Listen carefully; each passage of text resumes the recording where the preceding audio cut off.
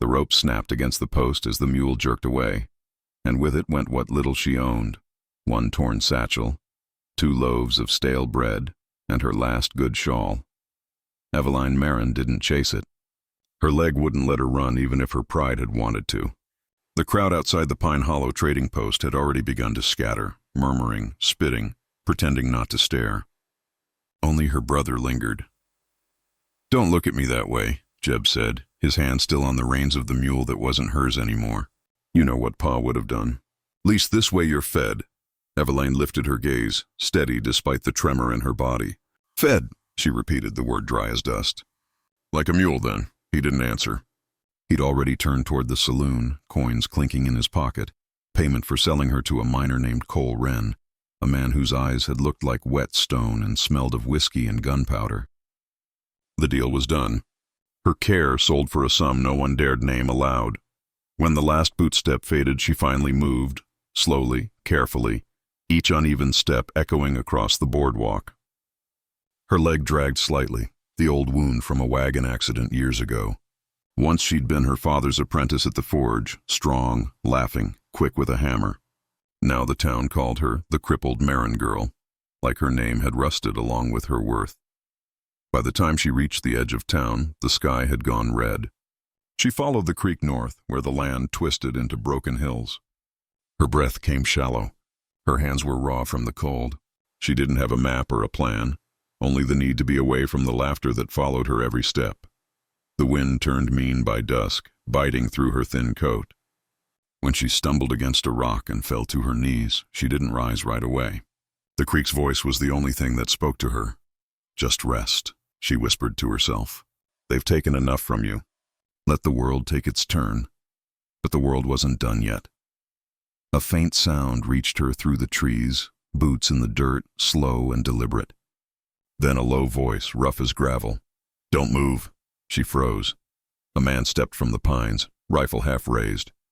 His face caught the dying light, broad-shouldered, eyes shadowed by a brimmed hat, the kind of man the law wanted but never caught.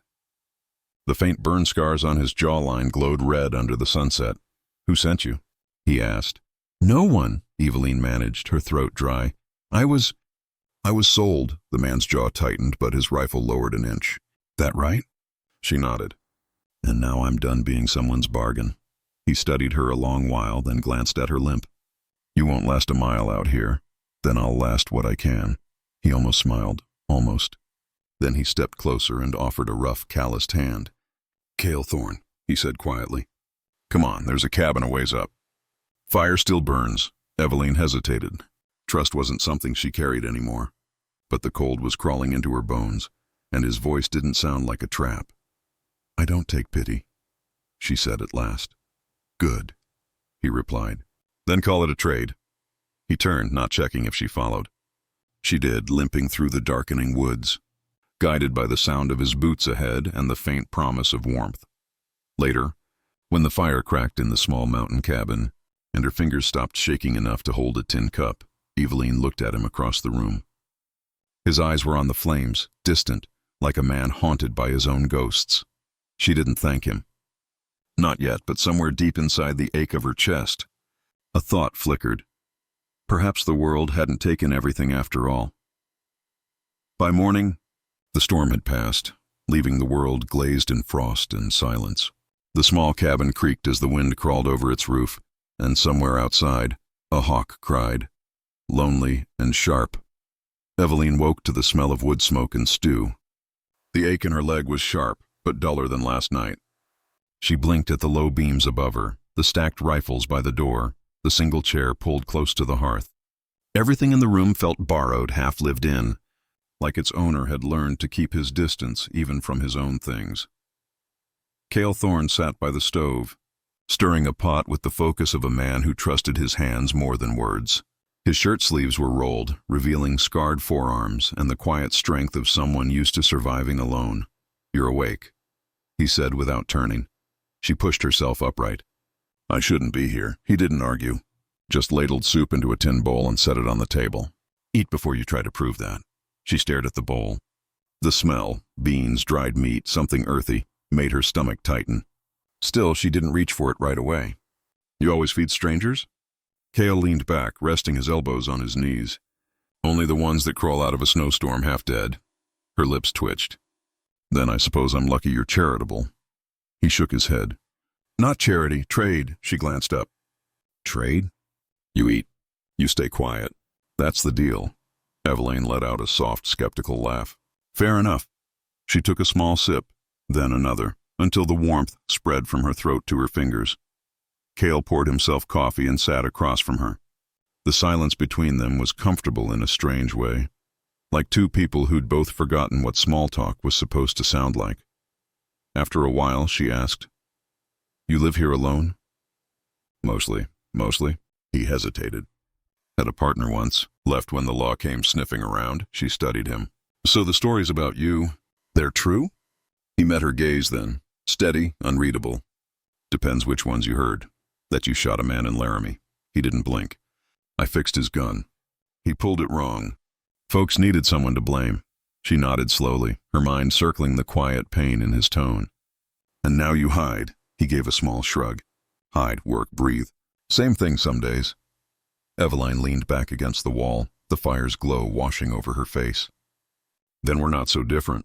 He looked at her again. How's that? I was cast out for being broken.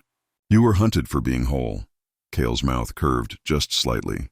That's one way to put it. They didn't speak for a while after that. The only sounds were the crackle of the fire and the faint whistle of wind between the logs. She watched him clean his rifle with slow precision, the kind of ritual that came from both habit and guilt. You planning to head back to town? He asked. Evelyn shook her head. No one waiting there. Then you can stay. Till you're steady on that leg. She looked at him, weighing the offer. Trust was something she'd long forgotten how to hold. And what do you want in return?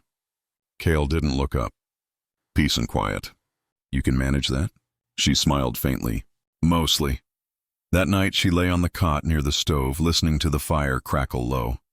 Outside, frost coated the window in white veins. And inside, two lost souls shared the same breath of warmth, neither daring to name it safety. Cale dozed in the chair, his hat tipped forward, the rifle within reach. Evelyn watched him for a while, wondering what kind of man risks himself for a stranger and still calls it a trade. Her thoughts drifted with the firelight. She didn't know what tomorrow would bring, but for the first time in years, she wasn't cold, and somewhere deep inside, a small, stubborn part of her believed maybe broken things could still keep someone warm.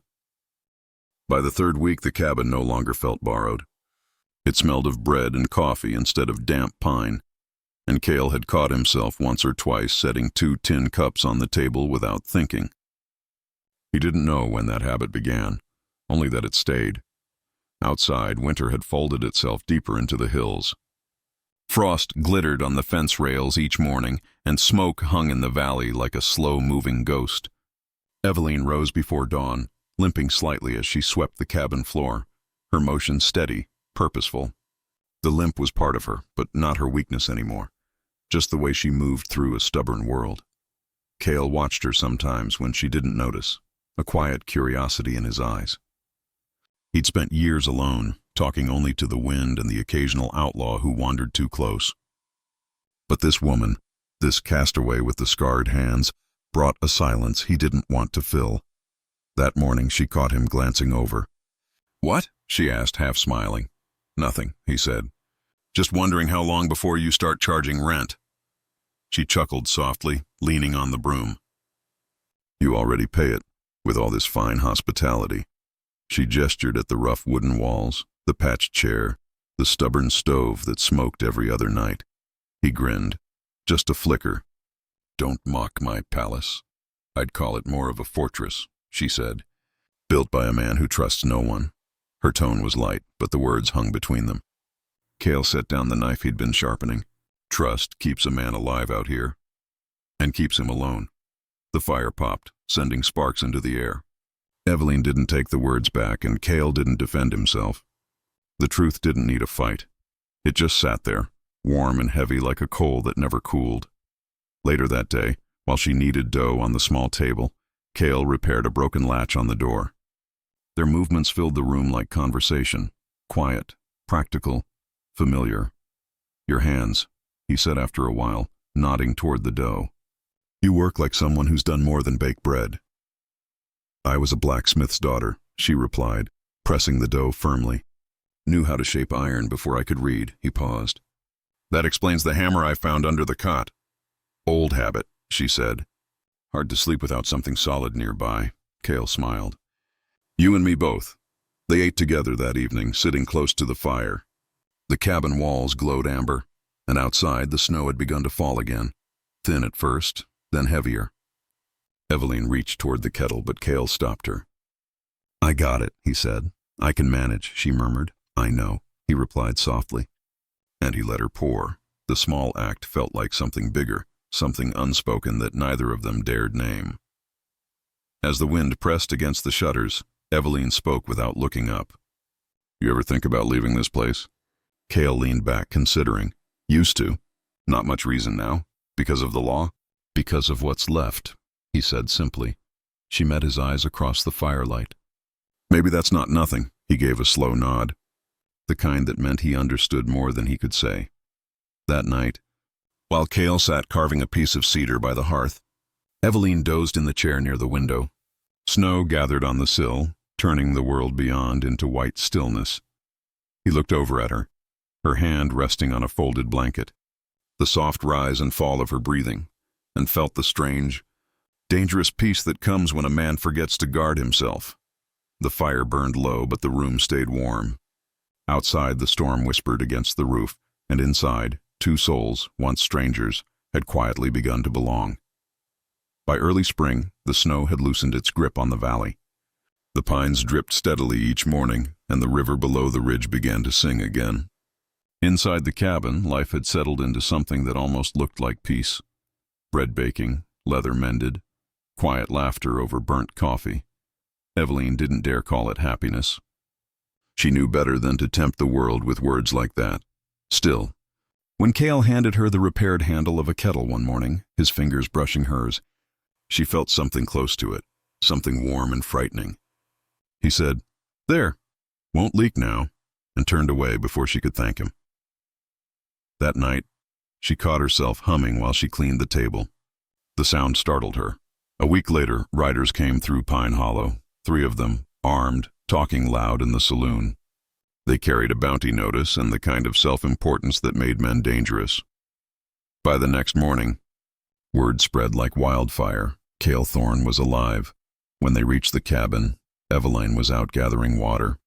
She heard the horses before she saw them, their hooves sinking into the thawing earth. The air smelled of iron and mud. Afternoon, miss, one of the men said, tipping his hat. His smile was practiced, his eyes not. We're looking for a man. Goes by Cale Thorne.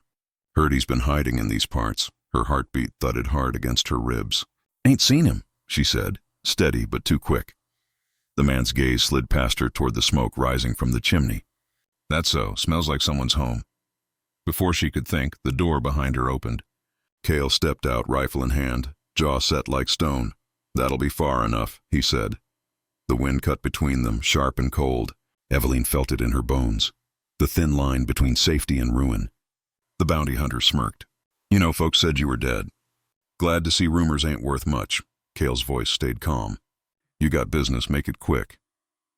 Business says you're wanted for murder. Posters got your name, $500 on your head. Eveline spoke before she could stop herself. He didn't do it. The man's grin widened. Well, now that sounds like something a friend would say. Or someone hiding him. Another added. Cale turned slightly, his eyes meeting hers, steady, warning, full of the unspoken stay back. But guilt flared hot in her chest. All these weeks he'd kept her safe, and now she'd brought danger to his door. I told them nothing, she whispered. I know, he said quietly. But they both knew it didn't matter. By dusk, the men had taken him, ropes around his wrists, rifle at his back. The bounty was too much temptation for the town to ignore. Eveline followed the riders down the muddy trail, her limp slowing her but not stopping her. When they reached Pine Hollow, the townsfolk had already gathered, curious as vultures. The sheriff, a pale man with spectacles, read the charge aloud like a sermon. Eveline pushed through the crowd. He's innocent, she shouted. Someone sneered. And you'd know that how, crippled girl? Laughter rippled like wind through dry grass. Her throat tightened. "Because I was there," she cried. "I saw who he is. He saved me." But the words scattered, thin and powerless. The sheriff gave a signal. They led Cale toward the jail. As he passed her, he paused for a heartbeat, mud spattering his boots, hat low over his eyes. He said softly, just for her, "Don't let them tell you what you are." Then he walked on. That night, Eveline sat outside the cabin alone. The wind had turned colder again, as if winter had crawled back just to see her break. The lamp burned low beside her, its flame bending with every gust. She could still hear his voice, quiet, unyielding, echoing through the dark. And she realized that sometimes betrayal doesn't come from malice. Sometimes it's just fear, and silence that arrives too late. Spring came late that year, as if the valley itself was reluctant to thaw. The pines still held patches of snow, and the creek ran high with meltwater that shimmered in the morning sun. Eveline Marin stood at the edge of her small garden, sleeves rolled, earth under her fingernails. She had planted new roots in the same place where her world once ended. The cabin was quieter now, too quiet. Cale Thorne's coat still hung by the door where she'd left it, dust gathering on the shoulders.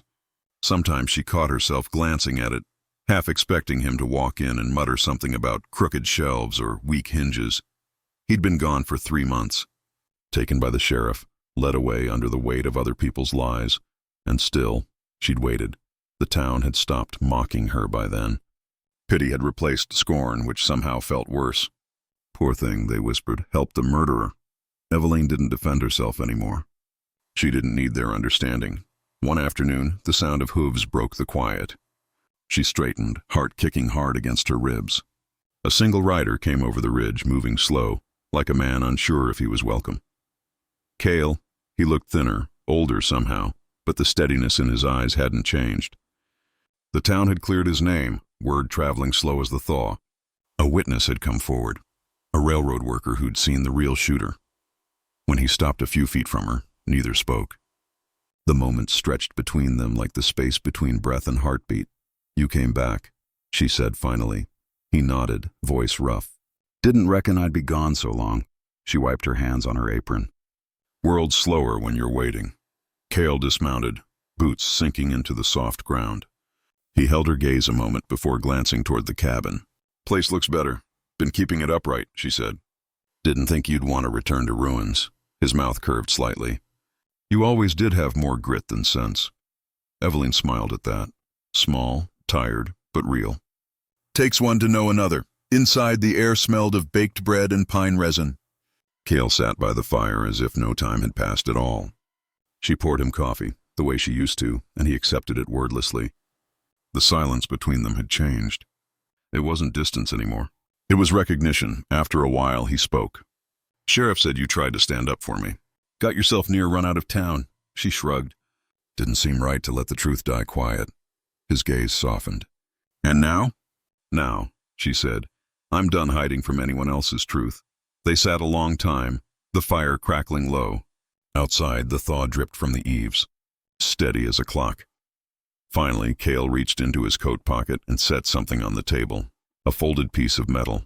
"Worn smooth. I found this in the jail yard," he said. "Figured it belonged to you." Eveline picked it up.